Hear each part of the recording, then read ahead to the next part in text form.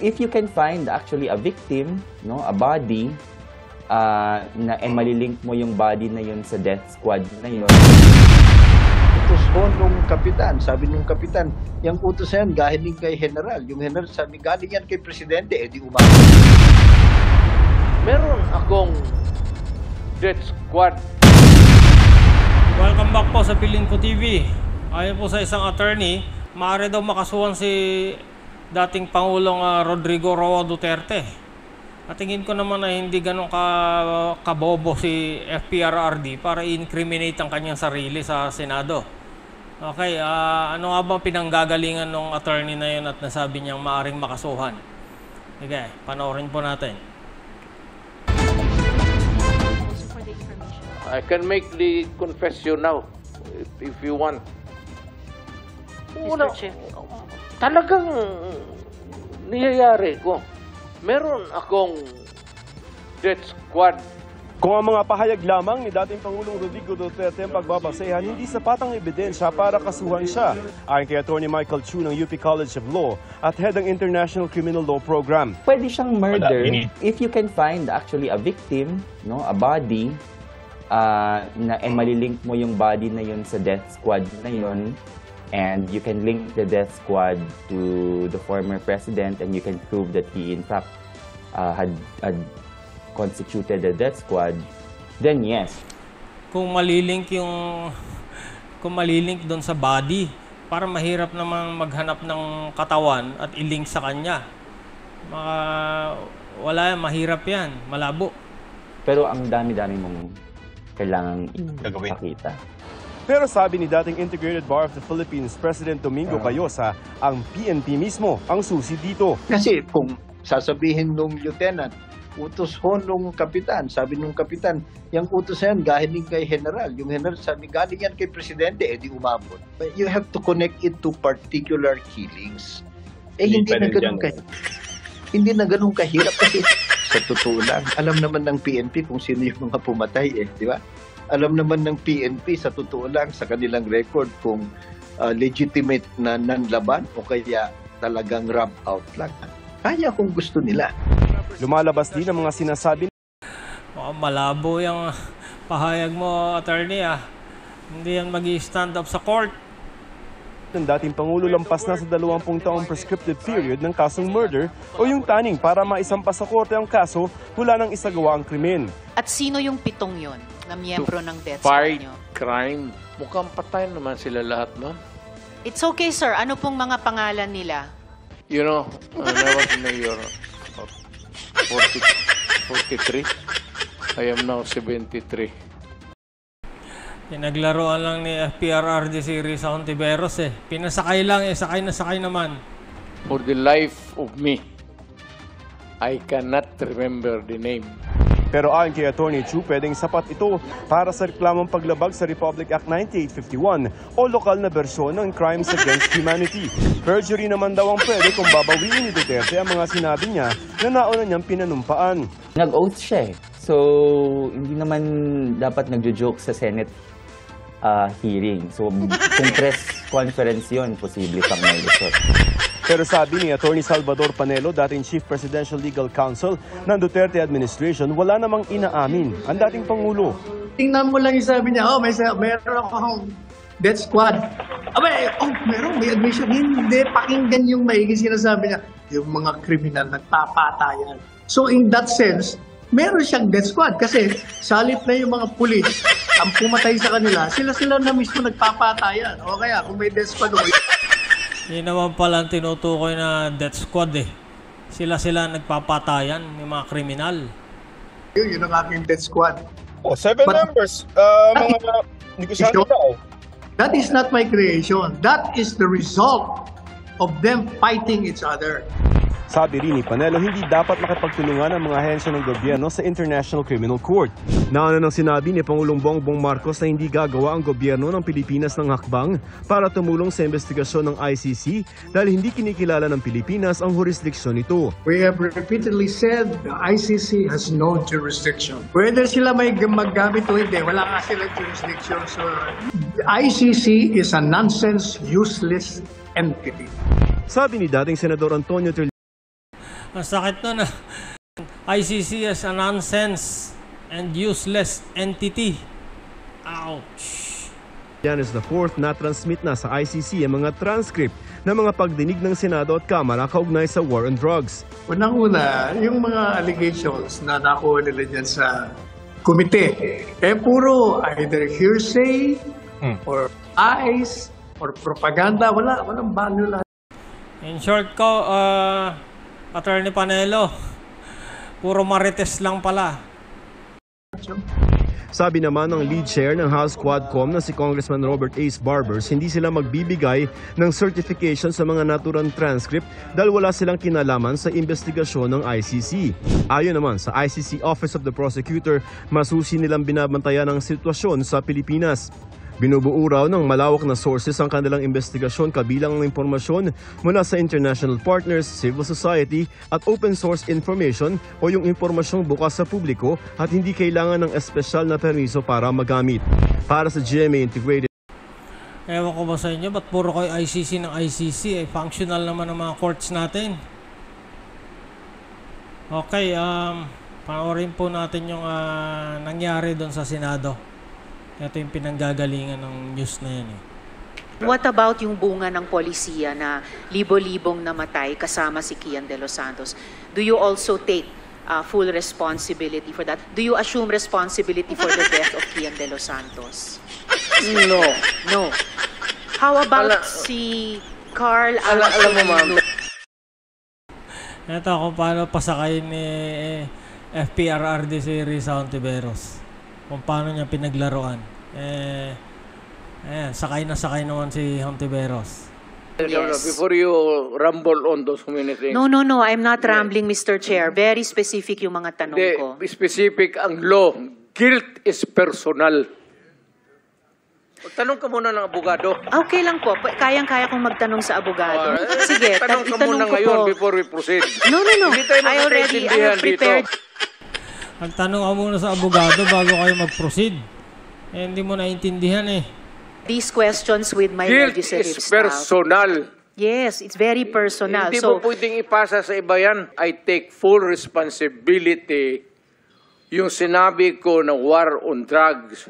You said, Pero sir, kung you can hold me responsible for any death. specific crime, Yes, sir. You spoke hindi about pwede yan. you spoke about At specific saka, crimes. kung sabihin ko, I will take full responsibility, magdating tayo sa korte, hindi naman tatanggapin yan. Well, Mr. Chair, Hindi naman pala tatanggapin yan sa korte. Ang kulit-kulit mo, Hontiveros eh. and if the resource person could keep his volume and pitch to a normal trying level. to pin me down on Mr. Chair, you are pinned down by your own statements you of cannot. October. You have to pin me Mr. down Chair. lower. I'm not trying to pin you down lawfully. on air. Exchanges are no longer productive. Mr. The hearing Chair. is Do not pin suspended. me down on semantics. Nako, nagkagulo na. Okay.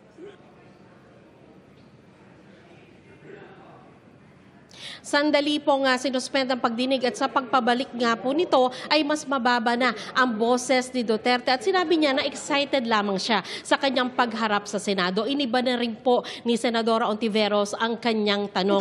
Bago po yan ay sinabi rin ni Duterte dito sa pagdinig na totoo ang Davao Death Squad pero hindi umano ito mga pulis. Narito ang report. I can make the confession now, if you want. Oh, yan ang pinakahintay. Confession na daw. Oh, makinig kayo. Mr. Chair. Talagang niyayari ko. Meron akong death squad. Death squad. Pero hindi yung mga pulis.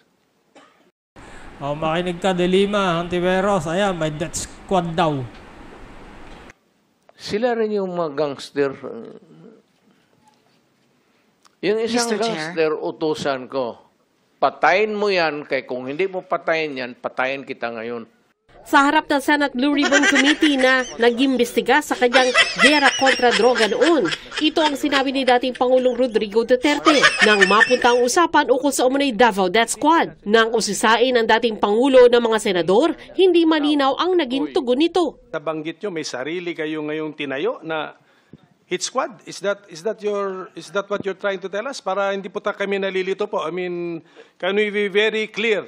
Hindi naman death Salitang ano po ito? Salitang diretso. Opo. Ibig sabihin, si FPRRD pinag-away yung mga gangster. So, inaako niyang parang death squad niya, yung isa doon, kung sino man yung mga nagpapatayan na yun. Hindi naman death squad. Basta alam ng tao sa Davao na nandyan ako at magkamali ka and you commit a heinous crime at walang mapuntahan yung agrabyado, ako yan. Anong structure nung death squad niya iyon? Structure again. Sinakyan naman ni Hontiveros. Tatanong na naman siya regarding sa death squad. Against crime and criminals. Ibig sabihin, ano po yung setup? At sino yung pitong yon na miyembro ng death squad nyo? Fight crime. No, sir. Yung pangalan ng sabi nyo, pitong tao na nasa death squad nyo. Mukhang patay naman sila lahat, no? It's okay, sir. Ano pong mga pangalan nila?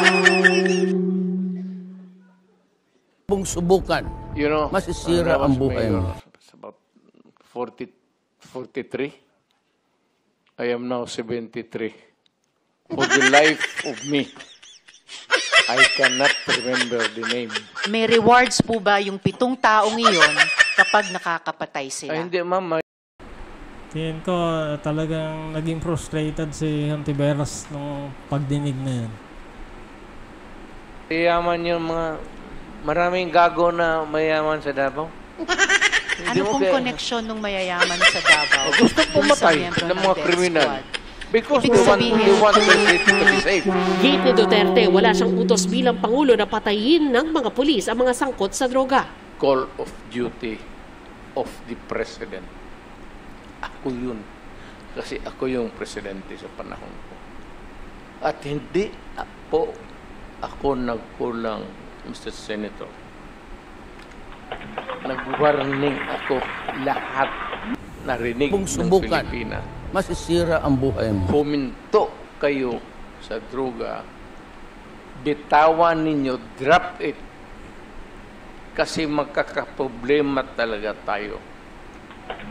Pag nakita tayo sa isang kanto at naghawak ko ang droga, problema na talaga yan. Kung May subukan, patayan. masisira ang buhay It mo. was not a state-sponsored killing. Pero sabi ni Duterte, may ipinayo siya sa mga pulis na himukin ang mga kriminal na manlaban. Kanina sinabi nyo na in-encourage nyo ang PNP na i-encourage yung suspect na lumaban para mapatay, para masabing Sakay na sakay talaga si Hontiveros. Panay ang tanong regarding sa death squad. nanlaban. Correct. Correct. Para Ito to sa very ma-minimize. incorrect. Correct, yes. Very incorrect po, if I may say as a It's not civilian. Kung pabalikin ako, sir, gagawain ko uli yan. Dublado. Sa unnecessary gallery, and those who will do that again, exclude them from the hearing hall. Gallery, please do not encourage me. Sabi pa ni Duterte, hindi siya tumawag kay retired Colonel Regina Garma noong 2016 para magpahanap ng pulis na miyembro ng Iglesia ni Cristo para sa task force kontra droga. Sinungaling yung gagang yan. Bakit ako mamili ng Iglesia ni Cristo? Di, aglipay, pati isali ko na lang. Yung Mormons. Kung Why would subukan, I zero in masisira sa ang Iglesia buhay ni mo. Cristo? For what reason? Ibinida rin ni Duterte sa pagdinig na binigyang babala niya ang mga pulis na huwag masangkot sa droga kundi ay papatayin niya ang mga ito. Hindi naman direktang sinagot ni Duterte kung may tinuluyan siya.